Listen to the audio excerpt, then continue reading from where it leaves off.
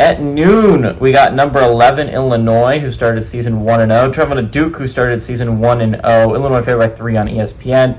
Luke Altmaier for the Illini went 17-21, threw for 217 yards, 3 touchdowns, 0 interceptions.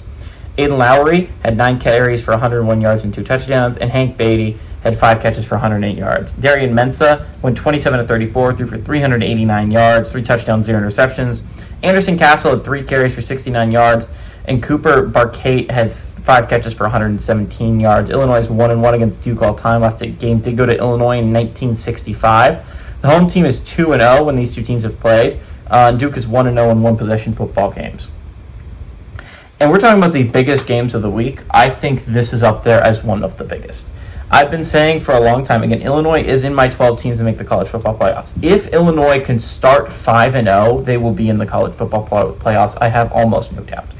It is a very front-loaded schedule for Illinois. Outside of the Ohio State game, they do not have a game in the second half of their schedule that they are probably not going to be heavy favorites in, right? So if you look at this, if you're Illinois, if you can start 5-0, again, in the first 5 games they played at Duke, they have an Indiana game and they have a USC game. If you can find a way, if you're Illinois, to start 5-0, you are almost a lock for the college football playoffs. Because while they will likely lose to Ohio State despite it being at home, I do not see a universe where Illinois drops a game, let alone 2, right? And so I think Illinois is going to be basically a lock for the college football playoffs. Again, nothing is a lock. You can go 10-2 and miss out on the college football playoffs. We saw it happen last year with 3 different college football teams in the Power 4 level. Ended up going 10-2 and ended up missing out on the college football playoffs. Again, only 2 of the 12 teams last year ended up going to the college football playoffs at 10-2 as an at-large, right? Only Ohio State and Tennessee were given that luxury, that pleasure, right?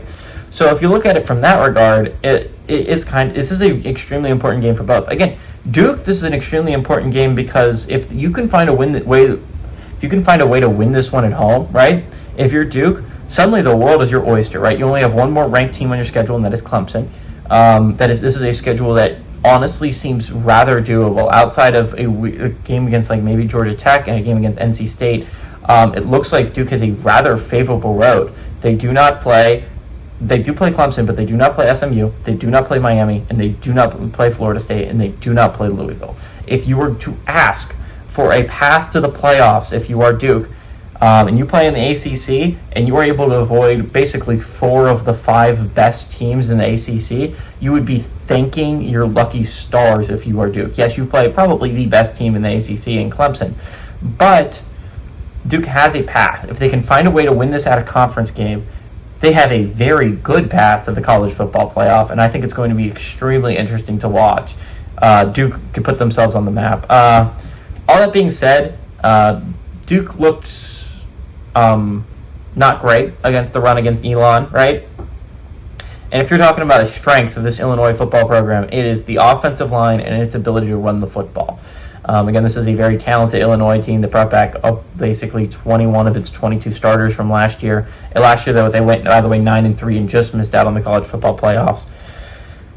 I like the Illini. I like the Illini to go on the road. I like them to beat the Blue Devils. So give me the Fighting Illini to go on the road and beat Duke. But again, I think this is probably the most impactful game of the college football week 2, and I think it might be the best game of college football week 2.